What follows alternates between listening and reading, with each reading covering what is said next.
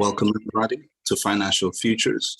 My name is Johan. I'm joined by a few of the colleagues from the Cooperative Fund of the Northeast, and you'll hear from them throughout this presentation. A few of them are lending officers, a few of us are part of the learning team, and so you'll get to hear from each of us.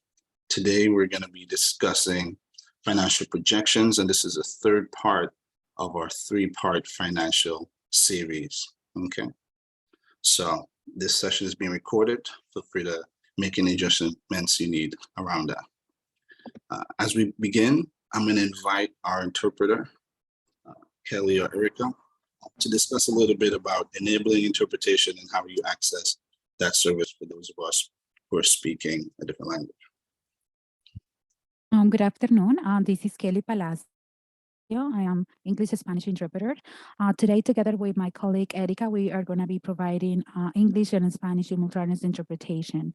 If you are joining from a laptop, you can just go on the bottom where you see the globe. From there, you are able to choose Spanish or English. In this case, will be English in order to be able to hear the interpretation. If you are joining from a cell phone, you will see the three dots where it says more. You can also select language interpretation from there. Buenas tardes, mi nombre es Kelly. Yo soy una de las intérpretes. Junto con mi amiga y mi colega Erika, el día de hoy vamos a estar entregando interpretación a español e inglés simultáneamente. Si usted ingresó por medio de un computador, debe ir a la parte de abajo en el lado derecho donde va a aparecer un globo que es la interpretación. Ahí usted puede seleccionar su lenguaje, en este caso sería en español, y si usted ingresó desde un móvil o un celular, en la parte de abajo donde están los tres puntos y dice more, o sea, más, ahí también usted puede seleccionar la interpretación para que escuche simultáneamente en su lenguaje la presentación. Thank you. Thank you. Oh, gracias. Next, I'm going to invite Carolyn, my colleague. Sorry. Go ahead. I had a point really quick. Oh, never mind. I'll set. Okay, no problem. I'd like to invite in another colleague, Carolyn, to talk a little bit about enabling auto transcription. That's captions. Yeah, so there is auto transcriptioning available for this. It's imperfect because it's, the computer recognizing what we're saying, but it's better than nothing. So if you're an English speaker and you'd like subtitles, you'll go down to you'll see a little closed captioning if you're on a desktop, or if you're on a cell phone, you'll see the three little dots for more. You can select those and go to enable live transcript or subtitle settings, and that will turn on subtitles on your device. Thank you, Carolyn. Next up, I'd like to invite one of the loan and outreach officers who will be presenting today, Chris, and he'll tell us a little bit about the Cooperative Fund of the Northeast, as well as what we have in store for you today. Thanks, Johan. Yeah, I'm Chris Linder, the loan officer here in Maine. And just a little bit of information about us, the Cooperative Fund. We're a nonprofit loan fund. We've been around since 1975, 45 plus years, working for economic, social, and racial justice, primarily working through cooperatively owned and democratically owned enterprises. And the way we do that is not just through loans. We do provide loans, but like what we're doing today, also helping on the business skills side and how general business skills relate to cooperatively owned businesses. And the third way is our base of investments actually are not large institutions. A lot of them are individuals like yourselves and other cooperatives who invest in us, and we reinvest those funds that they invest in us. So those are the three ways that we work in this space. Just to give you a brief overview of what we're covering today. First, we'll be starting with basic tools and metrics that one can use for better planning when it comes to financial performance primarily. The second is covering the basics of financial modeling and projections, what you often cover, what are the key drivers. We'll also walk you through one of the models that we often see and use. And then we'll also have a great discussion about sort of how do you do projections in a time of uncertainty. And we're certainly in the middle of that, coming out of COVID and into inflation and other things. So there will be a lot of co-learning, learning from each other. And I would say, also feel free to ask questions along the way, especially in the chat. And I will hand it off to my colleague, Rebecca. Hi, and I have the same job as Chris, except that I'm the loan officer in Western Massachusetts and Western Connecticut. So we can go to the next slide, Johan. So I just want to start with this question. If you want to type into the chat or come off mute with an answer about what your co-op uses reports for, you can do that now. We can't see everybody, so just coming off mute is totally acceptable.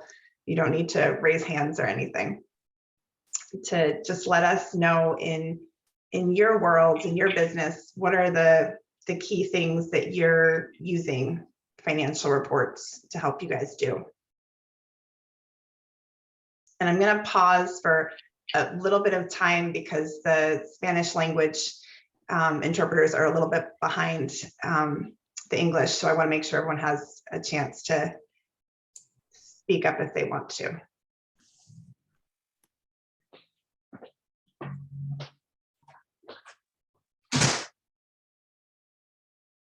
Yeah, so tracking cash flow against projections and reporting to board and investors. Staffing decisions, that's huge. Yep. There, folks want to throw it out there what you're using. Tracking normal levels of expenditure in various categories, checking financial performance against projections. Great, awesome. Yeah, these are the things. All right. Oh, analyzing cost and profit margins. Yeah, great. Yeah. Yeah, speaking. Yeah, go ahead.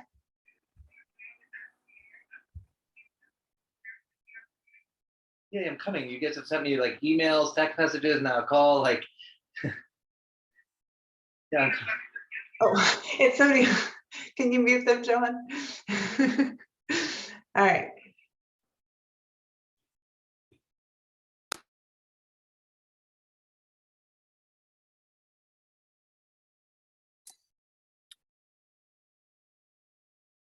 Rebecca, I think you're on mute.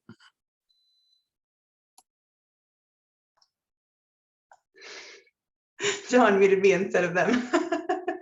All right, so Johan, we can head to the next slide. So yeah, everything you guys are saying is right on point. These four things are some of the things that are commonly goals when you're trying to use reports. So evaluating business health, if we had a worker-owned yoga pillow factory, they might be using a comparison of their balance sheet to last year's balance sheet to see if they're building equity or if they're burning through equity. They might use their monthly cash flow projection and other tools to see if they're going to have any trouble paying their bills. They're going to be, if they have a space that they're taking care of, if they own a building, they might be using a capital improvement schedule to anticipate when they're going to need to make investments in their building, and seeing if their replacement reserve on their balance sheet is big enough. One of the things that can be really helpful is to have more than one person review these comparison reports between budget and actuals, to just help make sure that embezzling isn't happening. So all of these things are connected to evaluating business health and assessing performance. You're your worker owners are going to be able to look at profit and loss to see reports to see whether or not patronage might be in the cards for this year. If sales are hitting the targets that you guys have set out to hit. And in terms of planning and looking at goals, a lot of things like the pillow factory workers might be looking at, are sales flat or going down? They might not need to produce as much, but instead can put those resources towards marketing and sales, or vice versa. If they see that they're selling everything they're producing, they may decide to pull back on sales and marketing and ramp up production. And I think that pivoting, which is something that all of us did a lot during the pandemic, but that's a normal part of business, even in the best of times. You know, you have the pillow factory, they're trying to increase profitability. They can look and see what are the different types of pillows we're making, what are the revenues and expenses associated with each one of those. They can ramp up production of the ones that are more profitable, tamp down on the ones that are less profitable, help to adjust them in a better direction using those reports. Johan, we can go on to the next slide. And so to be able to do these things, you know, assess health, all that stuff, our tools have to let us measure certain key metrics and then compare them to other metrics. We need to see our business's recent performance in light of its past performance during different periods, and also to compare it against other businesses in our industry and compare it against the projections about the future that we previously made. And different sectors will rely more heavily on specific tools and metrics. A service-based worker co-op doing design work for clients might need to not just track trends like their revenue over multiple years, but also track it based on contracts with different types of clients, like municipal or residential or colleges, or see it broken down by month to understand and budget for the seasonality of their work. All right, I'm going to pass it off to Chris again. Great, thanks.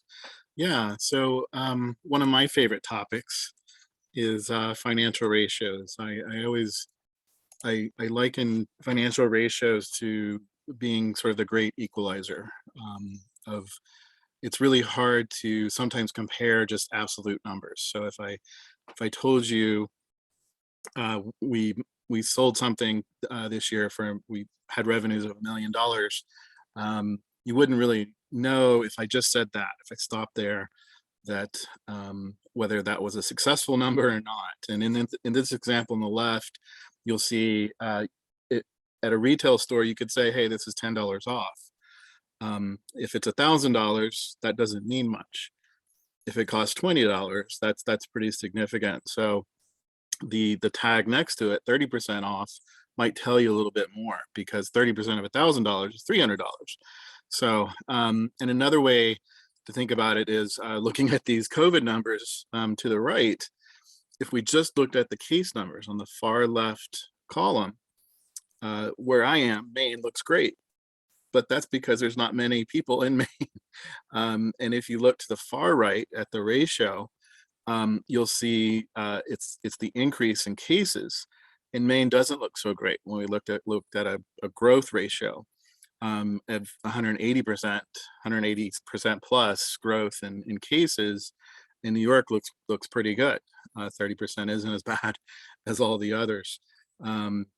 So it's ratios can really help you compare and contrast and equalize when numbers are very different when you're comparing yourself to someone else.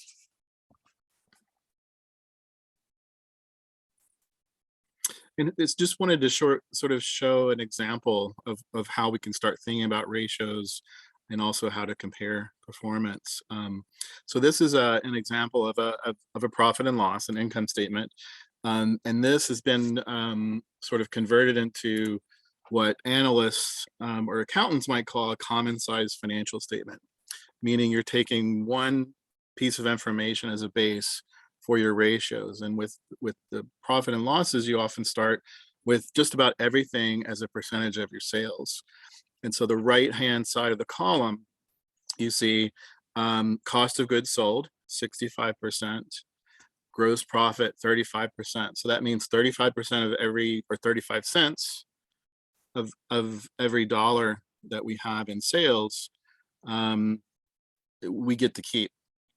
And then after operating expenses, we have net income, meaning 9% or 9 cents on the dollar that's left over from everything else.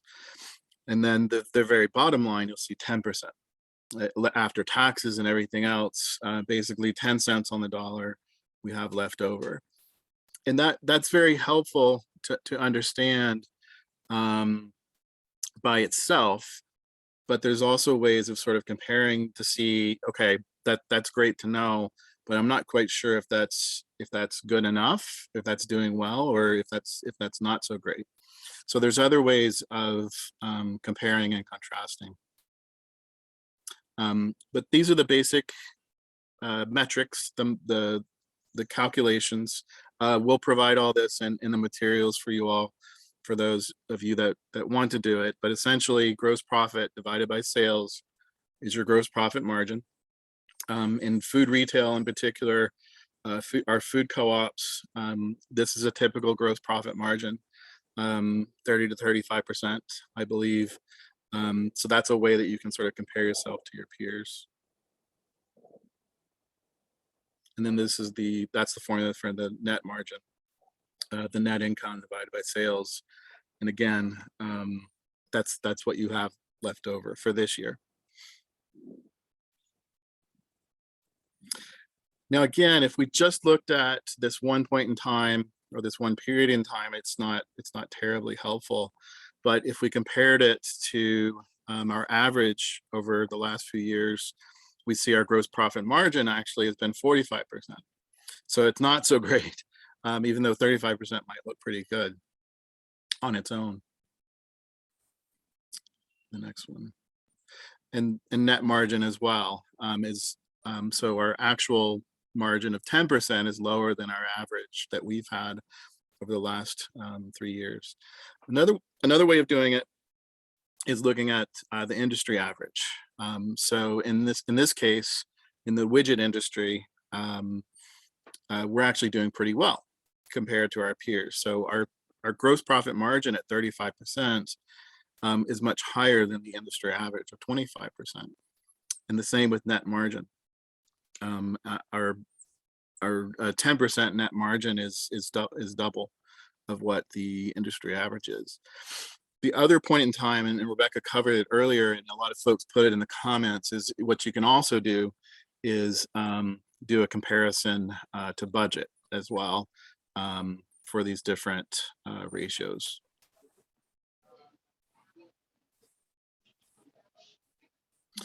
So we wanted to cover, and we'll actually get to practice with some of these ratios.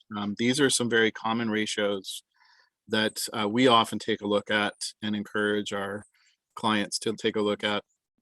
The first two ratios are from your balance sheet.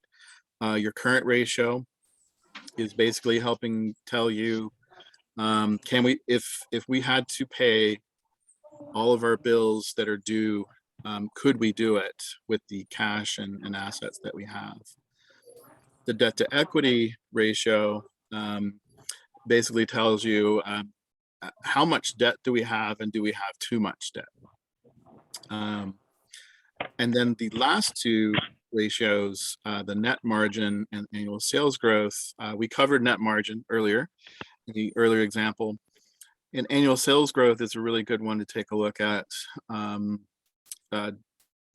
It's basically the change in sales from one year to the next. And high sales growth isn't always necessarily a good thing. Sometimes you can grow too fast because your expenses might be growing too fast, or your staffing may not be at the right level. I think Alice mentioned that. So yeah. So we're going to, in an exercise, we'll be talking about these ratios together and what they all mean in more detail. Yep. So thank you, Chris. As Chris mentioned, we're now going to explore some of these ideas in groups. And to do so, we're going to break out into 3 groups. And for those of you who'd like to work independently, you can stay in the meeting room. The first group, we're calling the financially curious group, right? You've got some questions you're learning, and that'll be group 1. So if you feel that you're financially curious, you've got a bit of questions, we'd like you to rename yourself 1. You can rename yourself by looking for your picture or your image and clicking on those 3 dots, and it'll be the last option. You just click rename and then you type in 1. For those of you who feel financially confident, right, you've kind of seen some of this before, you're feeling pretty confident, you're just trying to learn. We're going to ask you to rename yourself 2 for the financially confident. And third, we'll have a group of folks who are speaking Spanish to make it a little more convenient. And you can name yourself 3 for that group. Okay, so you guys will be all together. And for those who would prefer to work independently, you can stay in the main room. So I see folks drop in the number in the chat. That could be helpful. If you can find those 3 dots and rename yourself 3, that's also good. So we'll give everybody a minute for that. Does everybody understand? Does anybody not understand the direction? Just come off mute and let us know. I'm seeing folks change their name, so that's good.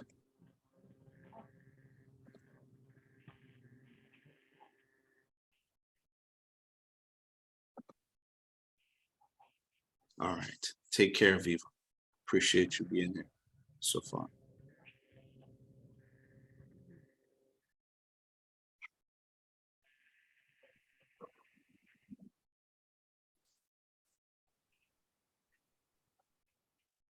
All right. Seems as though some folks have not renamed. 2, all right, thank you. And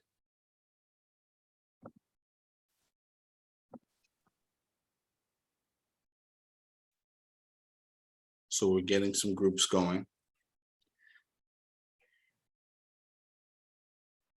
If you're interested in being in the main room, maybe you could indicate that. Otherwise, we're going to assume you're financially independent in the context of this workshop, which means you'd rather learn and work on things by yourself for now.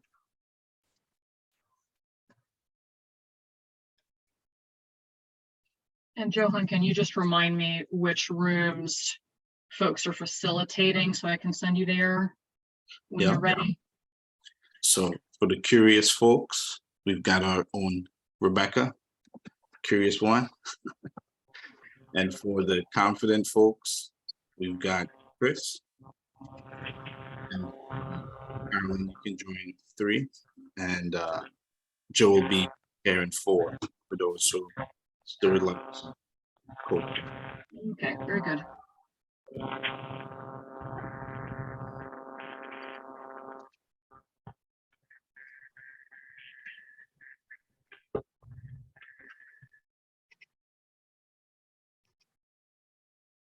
All right. Absolutely, everybody. Okay, so it seems as though we are more or less ready to go for most people. For Alex, Alice, Don Byers. Oh, is that 3? Don isn't 3.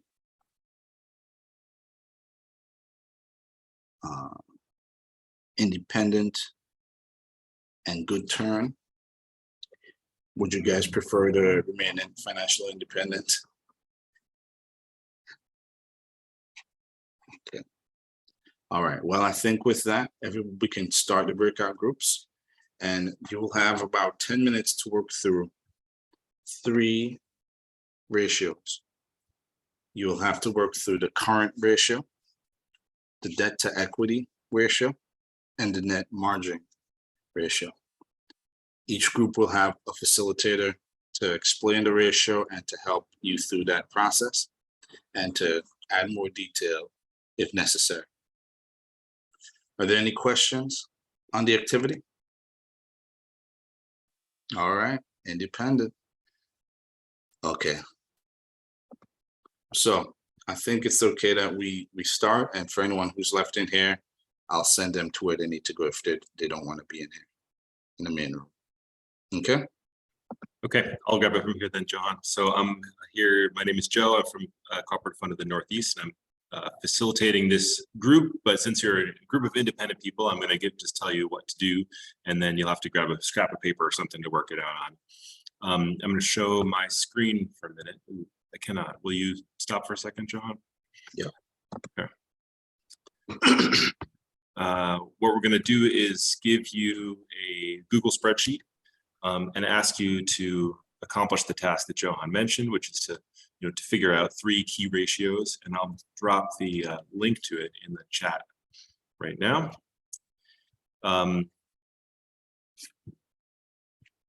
Sessions. I'm gonna go back to sharing my screen. All right. So thank you for indulging that. Let's look at answers. Okay, let's see who came up with some answers. So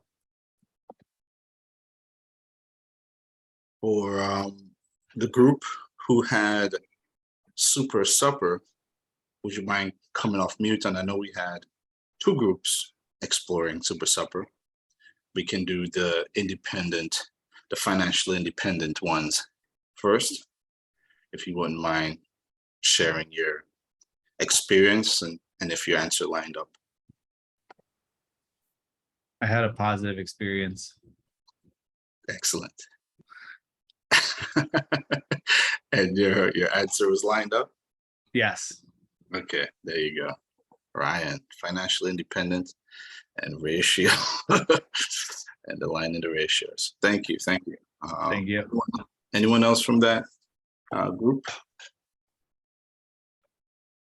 who didn't align their answers with what we have displayed?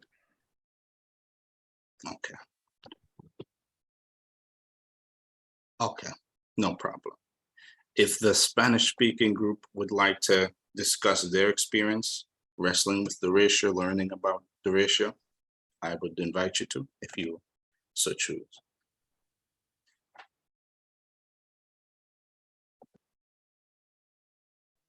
Claro, buenas tardes.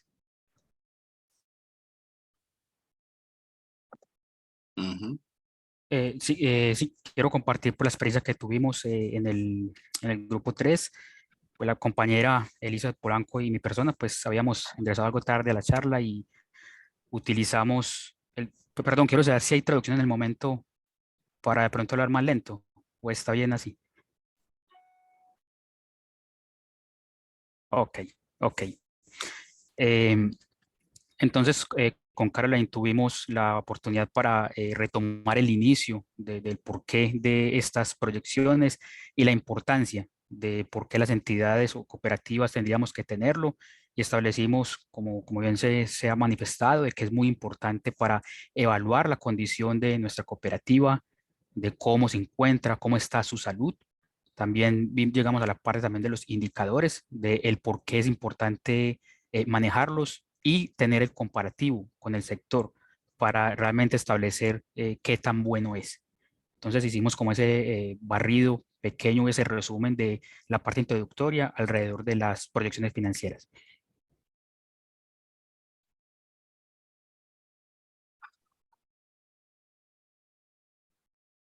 Fantastic. Thank you for sharing. I'd like to invite the flailing flyers to talk about your experience and if your answer was aligned. Hi all, I'm Naomi. I was in the Flailing Flyers group, and by the name, we did get the same ratio, great experience in the group. And it does not look like they're going to be able to pay all their bills according to the current ratio. They're flailing around, huh?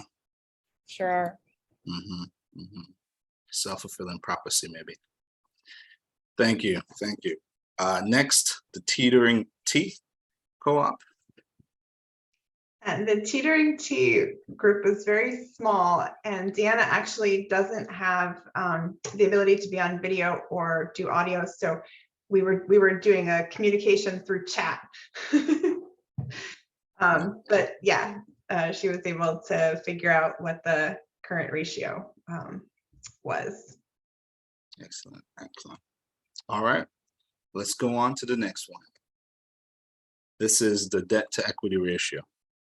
Same order, or maybe while you're off mute, Rebecca, did you guys do this one? We had a little challenge because of the communication barrier. So it took us a while to figure out how to communicate. Okay. No problem, thank you. How about the flailing flyers? Were you able to get to this one? Anyone from that group? Yeah. Oops. Go ahead, Sarah. So they are still pretty flailing, and they didn't have a good debt to equity ratio. It's supposed to be somewhere between 2 and 4, and they're in the negatives.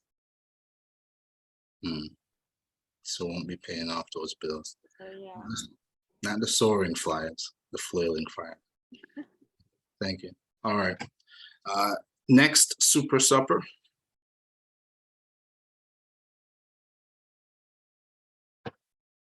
Anyone from that group, whether the main room, if you guys feel so inclined. That's the ratio I got. Okay. Yeah. Okay. Seems Draw pretty any even. meaning from it, Brian? Yeah, what does it mean? The people that have claims to the stuff are on equal footing. So Yeah. the owners and the third-party financial institutions are one-to-one with like claims to their assets.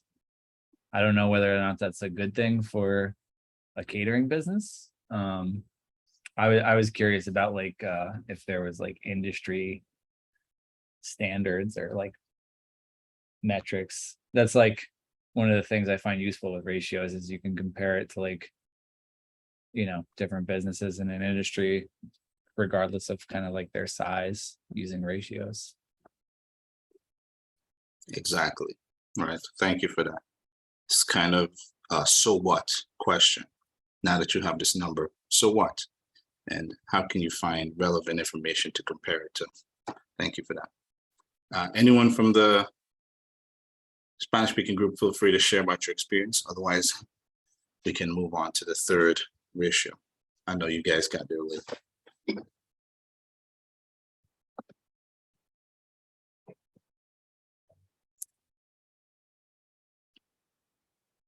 All right, let's do the final ratio that was assigned. Did everyone get to this?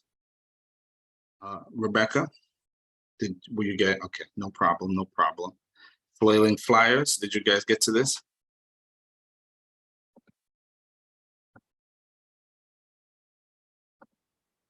Can't quite tell. We did get to this, and I Excellent. believe that's what we came up with. You believe. That Yeah, is I kidding. can't quite, memory is kind of shoddy, but I'm just kidding. I'm just kidding. Did it make sense? yes. Okay. Okay. All right. Thank you. And for Super Supper, any of the financial independent folks, did you guys get to this?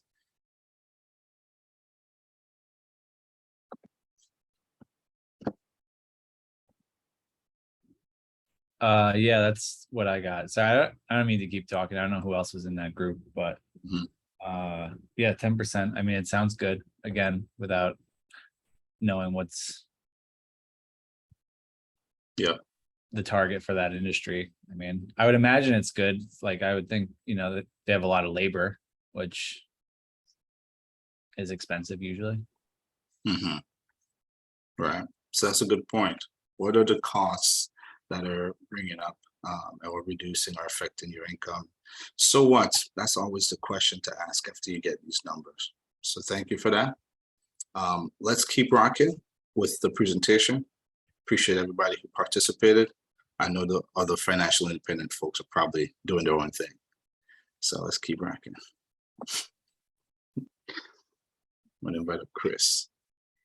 Yeah, and we wanted to, we couldn't cover all of the key ratios out there, and there are more than what's here, but we wanted to point out just a few others that are often important, particularly around sales and cash flow to measure.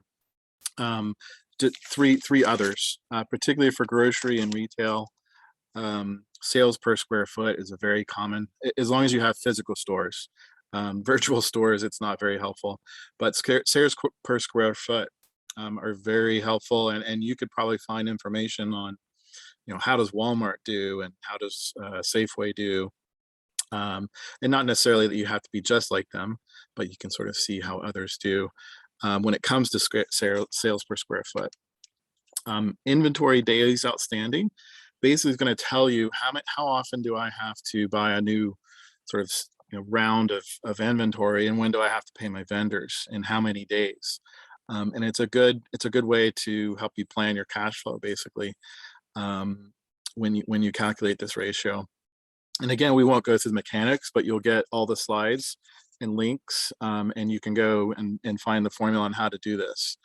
And then day sales outstanding or accounts receivable days is really important if you sell to other businesses, if you sell in bulk, or you're a service business like healthcare, where often your customers don't pay you on delivery.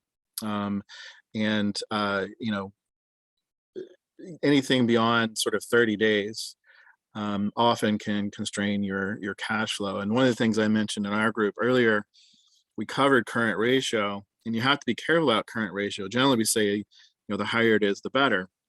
But if your accounts receivable are going through the roof, that's basically meaning that your customers aren't paying you on time. So you also have to be really careful with some of these ratios, that it's not always just high is not necessarily always good.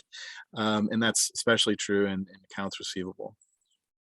And it's good to sort of compare accounts receivable days to inventory days, for example. So if my customers are paying me every 45 days, but I have to buy inventory every 20 days, there's a gap in between those two, meaning I get paid 15 days after I have to pay my vendors. And that's a cash flow crunch. And you have to figure out, do I need a line of credit from my bank, or do we have cash, an extra layer of cash that we can pay for that inventory while we wait for our customers to pay us?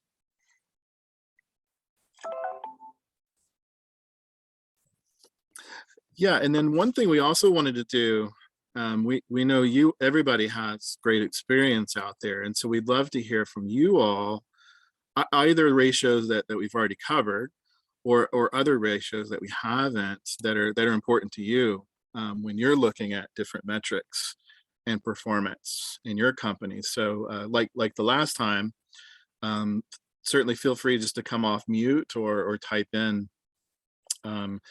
different ideas and metrics that you all use, and if you could just cover a little bit of why it's important.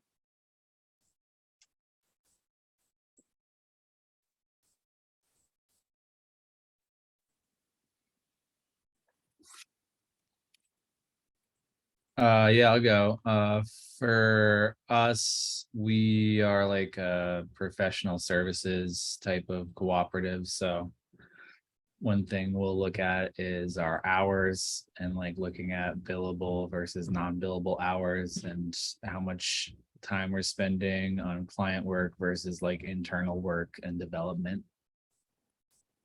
Yep, that's great. Yeah, definitely in the service business. And often I've been in that similar role, and often you can budget the number of hours that you think a project is going to take, and you can compare how you did. And then you can also look historically, similar projects, how many hours did that take? And you can sort of compare yourself. Sarah mentions ratio of waste in bean hulls. That's definitely a good measure to track, both in manufacturing, which is what Sarah's part of, 2D Tempe, but also in retail and grocery. There's a lot of, you lose a good deal of, especially in the fresh vegetable arena. That's a good one. And Alice says, we compare sales per hour worked across our different departments. So you can, that's a common ratio too of, staffing ratios and how much you earn per staff. I've also seen it in our industry, how many loans per staff, and how many clients per staff. So there are ways that you can break it down, and you could break it down by department too, because there's folks who are on the line, the front lines, and those in the administrative. So there, you might look at different ratios for different types of staff. And I think the real key is also not to get too overwhelmed with ratios and not have too many, and really just focus. I'd say for the most part, basically think about what could you put on one page. And so I often like to quadrant out a page. And so if you divided a page into 4 quadrants, what are the 4 key ratios that you really want to track and measure, rather than having a page, 3 pages full of ratios? It can get really overwhelming. Thanks, John.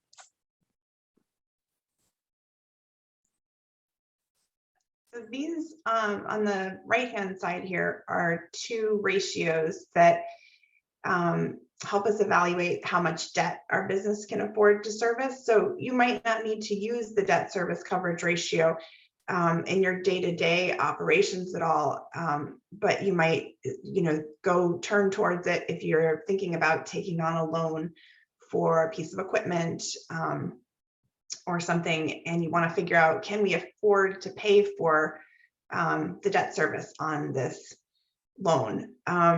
So on the left-hand side here, it walks us through what the debt service coverage ratio calculation looks like. Let's say this is for a coffee shop, and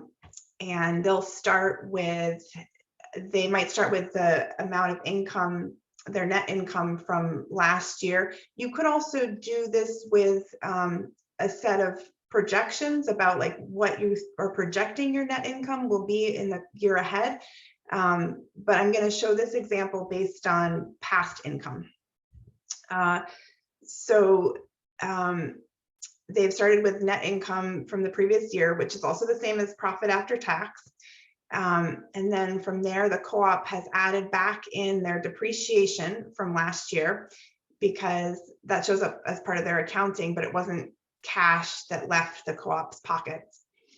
And they'll also add back any interest expense they had last year from debt they were paying at that time. And then in this example, let's say they had to pay $8,000 to set up an outdoor seating, pandemic seating area, but then that they received $8,000 in a one-time grant from their city to support that. So those are both things that aren't expected to happen again. So we take them out of the equation. And then let's say this year they're turning a back room into a Danish production area, and they have to have $10,000 worth of plumbing associated with that.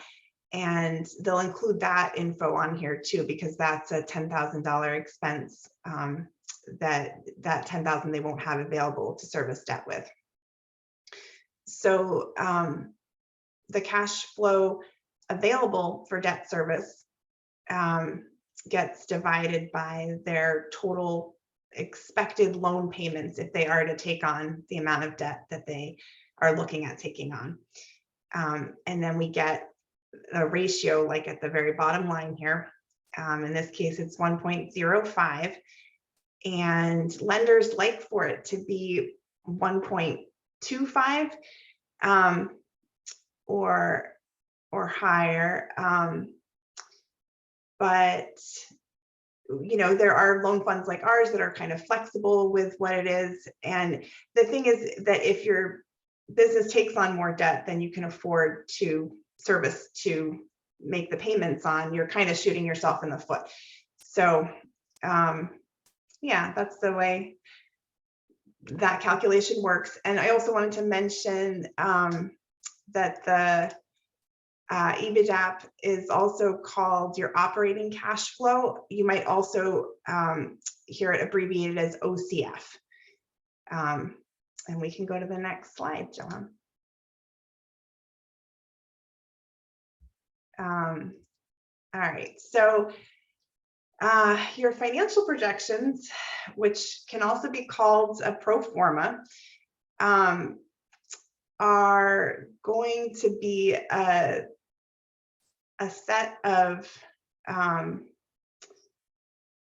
interlocking spreadsheets, and they're going to be really different depending on what your line of business is. So a startup food co-op might develop their pro forma with assumptions based on their construction budget and timeline for a build out. They might use the market study that was commissioned that uses regional demographic info. They might use, like Chris was talking about, assumptions about average sales per square foot. They will be thinking about their number of employees. They'll probably have a whole tab dedicated to employees and how much those employees will work and the costs associated with them. And they'll be thinking about their projected timeline for their launch and for their ramp up process and for seasonality that they can anticipate. Versus like a service-based business doing design work for clients might develop their projections based around how many contracts of what size and client type they're expecting and when they can assume their clients will be paying them for their work. You know, are they paying a third up front when they do the first initial proposal, a third, and then a third of completion? You know, how they anticipate the payment is going to be working. And if they're already in operation, a lot of these assumptions might be based on what happened last year, what happened the year before that, an average of what happened for the previous 3 years, something like that. So they'll be drawing a lot as they project forward on what's happened in their recent past. And you want to go on to the next slide? Sure. So this big list, each one of these items might be what is sort of a title potentially of a name of one of the tabs on your big Excel workbook that is your pro forma. And there may be fewer or more of these depending on the complexity of the business. And your financial projections will look very different depending on what industry you're in. So you want to think about who your audience is and what story your numbers are telling. Most of the, you know, everyone will kind of need those first two things, the projected budget and the projected cash flow. Under the project related ones, those might only be necessary if you are a startup, if you're doing a build out because you're doing an expansion, something like that. And in that case, you'd have a whole project budget, which would be those sources and uses for the budget for the project. And you'd have like a projected balance sheet at the time that you were going, if you're closing on a piece of property, you'd want to have a projected balance sheet of that moment in time when the closing happened. And you also would typically have a timeline for a project like that, or a startup, or a pivot if you're changing your business substantially. Then a lot of the things on the right-hand side are dependent a little bit on what type of business. So for example, you're not going to need a capital improvement schedule unless you have a building to maintain as part of the business. Some businesses think about a depreciation schedule ahead of time. Other ones let their accountant deal with it, and it's not part of their projected financials. And certainly if you're not taking on debt, you don't need to have a whole tab dedicated to what the repayment schedule might look like. But any business that is really considering taking on debt wants to have a tab that's dedicated to really mapping that out and figuring out, okay, what's the amortization schedule? How much are we paying monthly? Can we afford it? So all these are kind of, this is sort of a menu of possibilities, which Joe is going to take us into a deeper dive of. Yeah, hi everyone. For those who weren't in the main open group when we did the breakout rooms, I'm Joe. I'm the New York State Loan Officer for CFNE, and I just wanted to show you one of these examples of a pro forma. The good news is that there are a lot of templates out there that you could start with that can really help you build the pro forma you're looking for. The bad news is that they may be designed for a specific industry. So you may find one that's for a coffee shop and you're doing manufacturing or something. So you really want to find one that is appropriate for your business and your plan. I'll show one that I like as a starting point from the Democracy at Work Institute. Let's see, let me make sure you all can see that. And what you'll have, like Rebecca said, is a number of tabs along the bottom. So here we have income, labor, expenses, sources and uses. If you're going to be borrowing money, one for debt, like Rebecca said, anything that you need to be thinking about, there should be a tab for. They're often spread out. So if someone says, we need to rethink how our workforce is going to be set up, that you can find it easily. You can go to the labor tab and say, okay, who are the people who are in this business?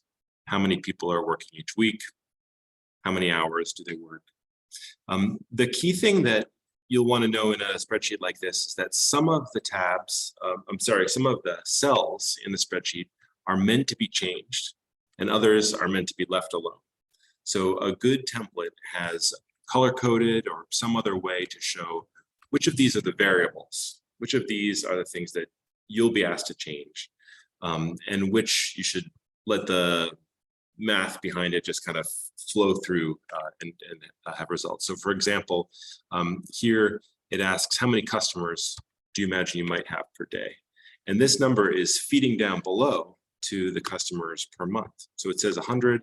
If I change it to 1,000, that changes all the numbers down below and also changes numbers on other pages too. It kind of flows through.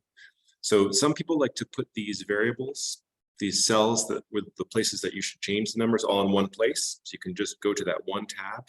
Sometimes the tab is called variables or assumptions. We assume we're going to have this many customers per day.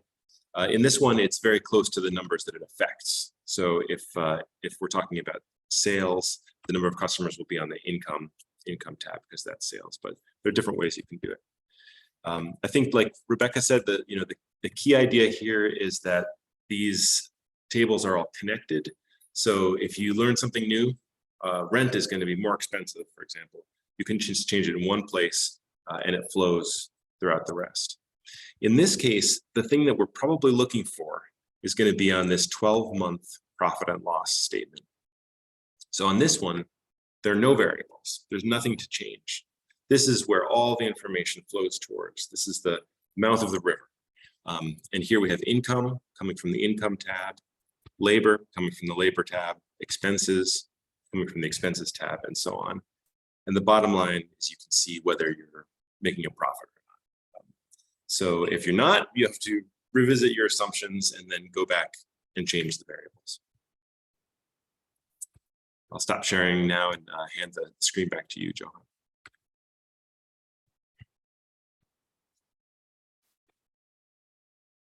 So we'll yeah, send this out. Sorry, go ahead. No, just gonna note that there are many other tools on this. So when you receive it, click through, play with them. We might take a look at another tool, the scenarios worksheet, if we have some time a little later. Back to you, Joe. Right. And all of these will be a good starting place.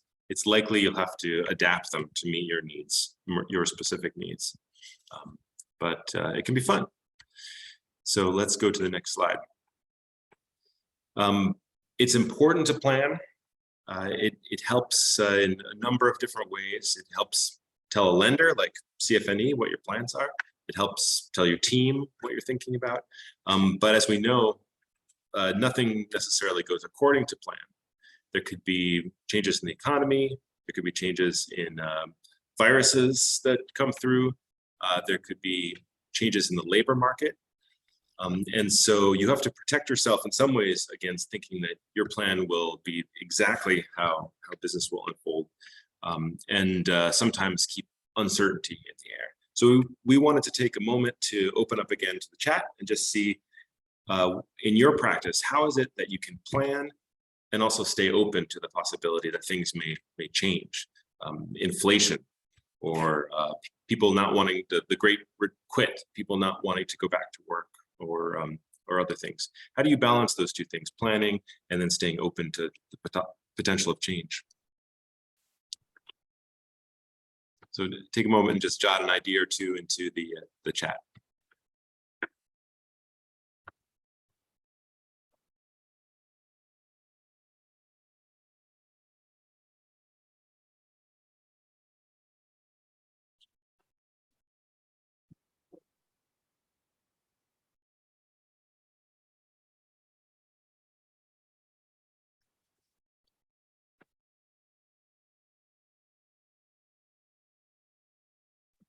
We want to invite folks to think about the adaptations they've made during this time of change. You know, what did you do as opposed to thinking about prescriptions and so on? What have you seen? What have you done that helped you, that helped someone else? There we go. Yeah, Sarah says working with other producers to buy soybeans to keep costs down. A lot of companies are thinking about the supply chain, how to make sure they have enough inventory, and sometimes working with others can be a great way to guarantee that you have either the right inventory or the right cost inventory. Naomi says surveying members to gauge attitudes. Absolutely, attitudes could change. In New York, certainly we have seen some food co-ops in rural areas suddenly have a lot of people from the city moving into them who may have different attitudes and may want something different. Great ideas coming up here. Ways of learning.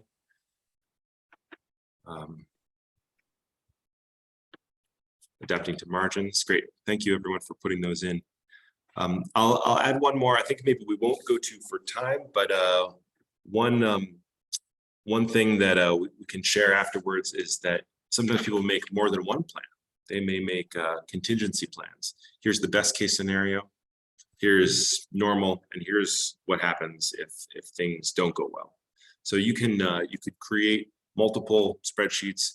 One is if the ideal world, and one is if something terrible happens, and keep those, measure both and think about both as you're going forward. So I want to shift for the last couple of minutes of the webinar towards a new subject, and this will be the last subject that we talk about today. And this subject is open book management. So open book management is used in two ways.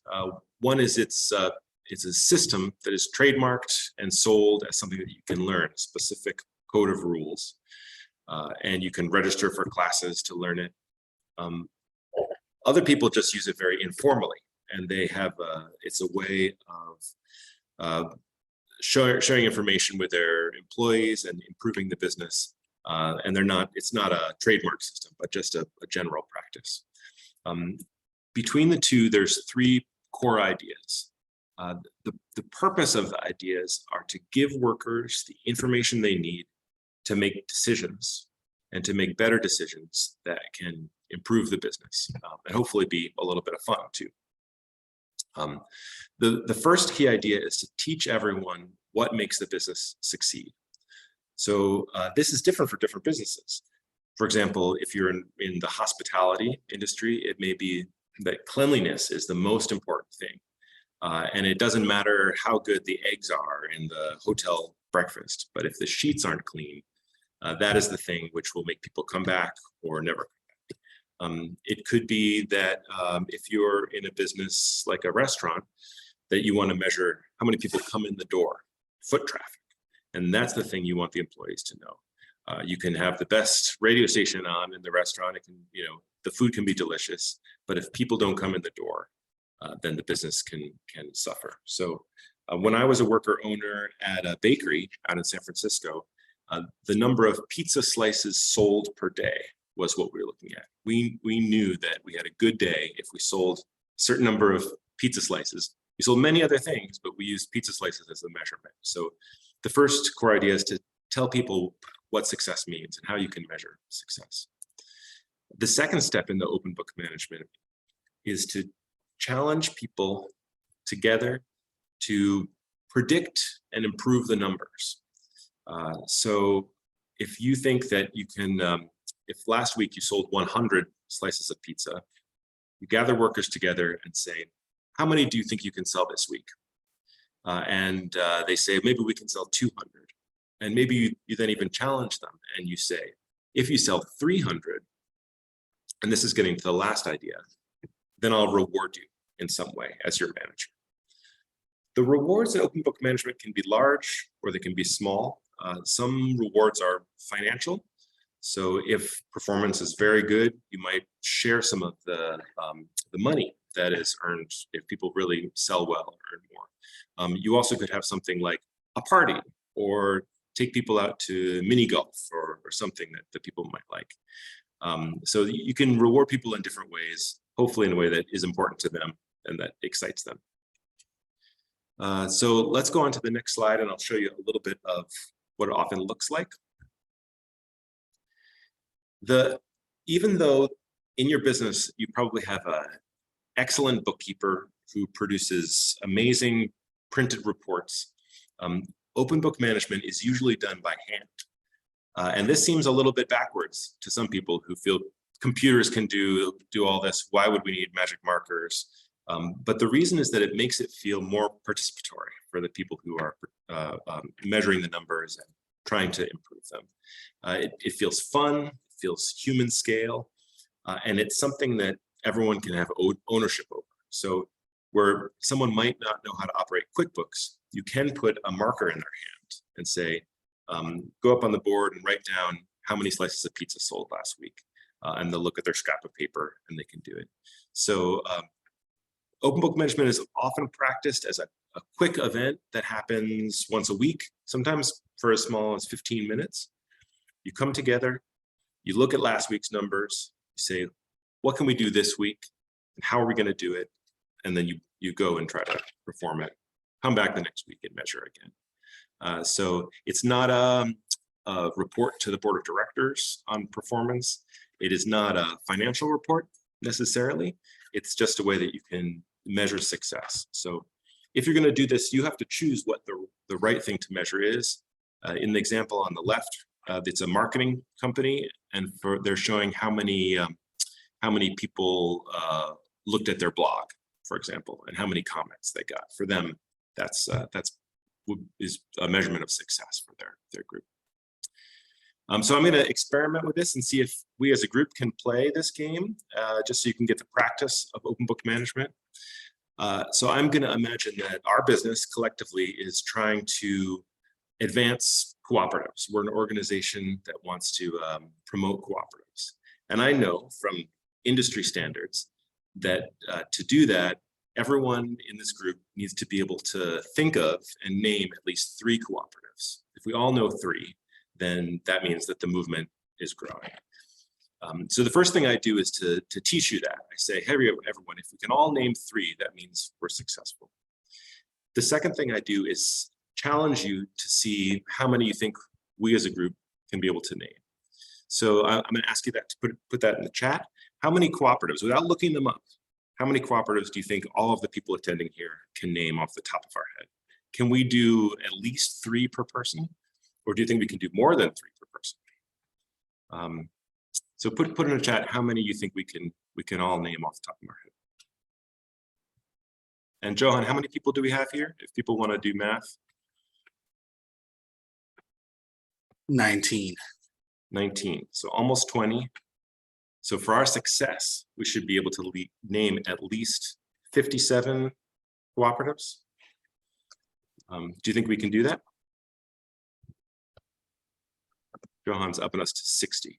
Sarah is saying we can do more than double that. Okay, well, here's what I'm going to do. I'm going to say, let's see if we can at least we'll do Johan's minimalist target. If we can at least name 60 in the chat off the top of our head, then I'll send you something wonderful afterwards. That's your reward, something unknown, but really, really great. You're really going to love it. So I'll give you a minute to do that. And so just put in the chat the cooperatives that you can think of, and afterwards we'll tally them up and see if we got to 60. Okay, go now.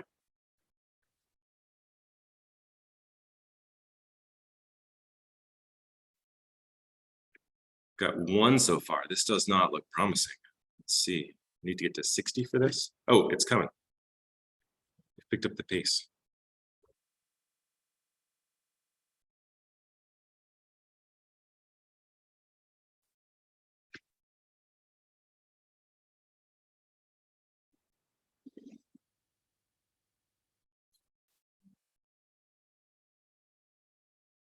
Okay, this is good. I'm seeing more than 3 come from several people. That's good. That's hitting our metric.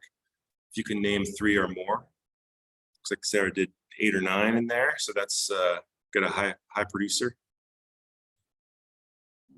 Sorry, my typing is not working. I can't type a message. I have a lot, but anyway. Yeah. Do you want, Corinne, you want to name a few off the top of your head? Okay. So Brattleboro, Concord, Littleton, Assabet, the new one in JP, in Boston. Stop for a moment. Great, that's good. All right, we're coming up, and let's call it time. All right, so I think we got 4 or 5 from Corinne in there. We'll count them afterwards and see if we're meeting our metric. And if we're not, that's good to know. So we can come back together later and look and say, the success is that we can at least name 3 each. On average, we're not meeting that. What are we going to do about it? Again, the numbers are often just the beginning of the conversation. And so after we tally these up, we'll find out if we're being that success or not. And if not, we'll take action together. And if we are, I'll send you something wonderful. All right, thanks everyone for participating in that game.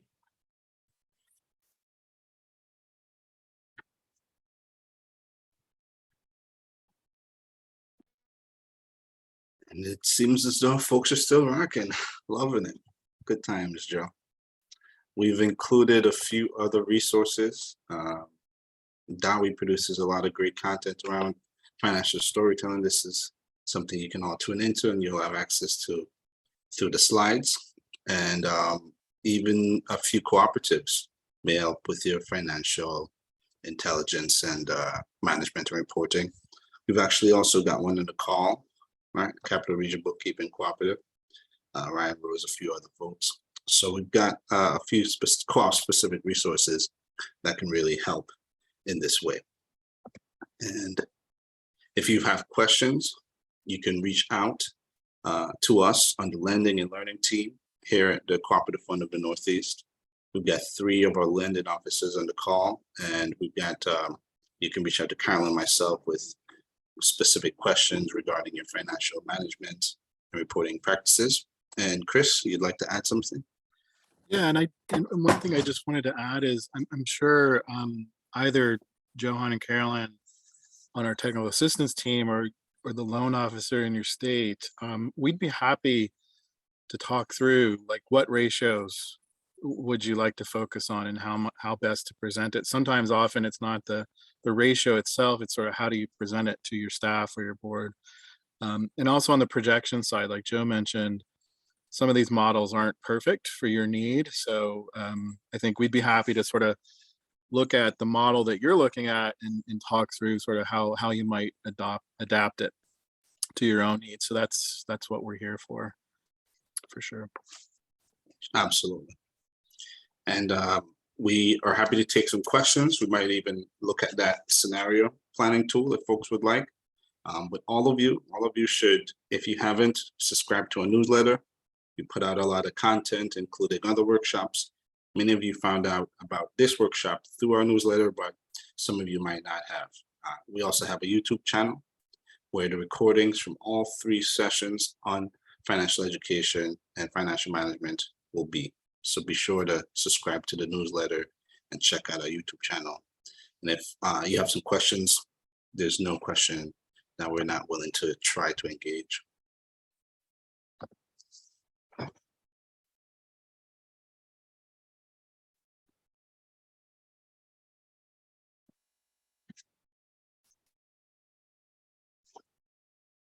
It's okay as they come through. Would you like to check out the scenario planning tool? Anybody? All right, let's check it out. See, saw some nods. So I'm just going to click on it. Hopefully it's adequate as far as, well, maybe I'll stop sharing and you just open it up, Chris. Do you have it? Looks like I need to be allowed to share. Oh, Okay. Here I go. Okay. So yeah, on that, when you all get the slides, you'll see that slide with all the different models that you can click on. And the very last one is this just simple scenario spreadsheet that we put together for a client. It's anonymized. So just like what Joe is showing in the other model, is the areas in yellow are where you would enter your own information. What I like to do before starting to do scenarios, just looking at what I've done in the past. So here is just for reference, what is your 3-year average for sales growth, cost of goods sold, labor costs as percentage of sales. And then here you enter last year's sales. And then down below, you can just sort of play with different scenarios, and you can, all of these yellow areas are areas where you can change what's in here. So, what do I want to play with sales growth, and what do I think my cost of goods sold is going to be like? Everybody's going through inflation right now, so maybe my gross profit margin isn't so strong as it has been in the past. And you can sort of both look at how we're doing on a ratio basis, but you can also sort of see the impacts on, the different impacts on sales, the different impact on your gross profit, and how bad is the loss going to be if we're not having a great year, like in scenarios 3 and 4, and really talk through, like Joe was mentioning earlier, if we do get into that scenario, that worst case scenario, and that happens, what would we do? What changes would we make? And how might we generate additional revenue? So this is the spreadsheet, the model that Joe was showing probably isn't something that you would do with a group, a group of 10 employees. But this simple scenario one here might be one that you could do with a small group and just sort of talk through and plan through different types of scenarios, high sales growth, high inflation, that sort of thing. So this is just it's that very bottom link on that in that slide with all the other models. Thank you, Chris. Yeah. Stop sharing. And we'll open the space for any final questions or thoughts or comments before we dismiss.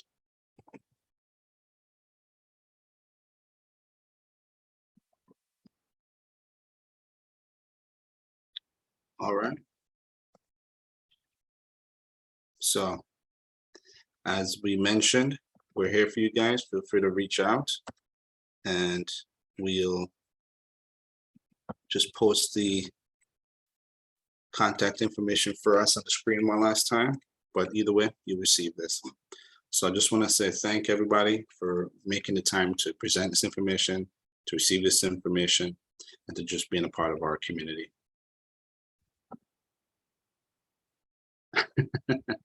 Yeah. Absolutely. All right, I'm gonna stop sharing and stop recording. Thank you, everyone, for your time.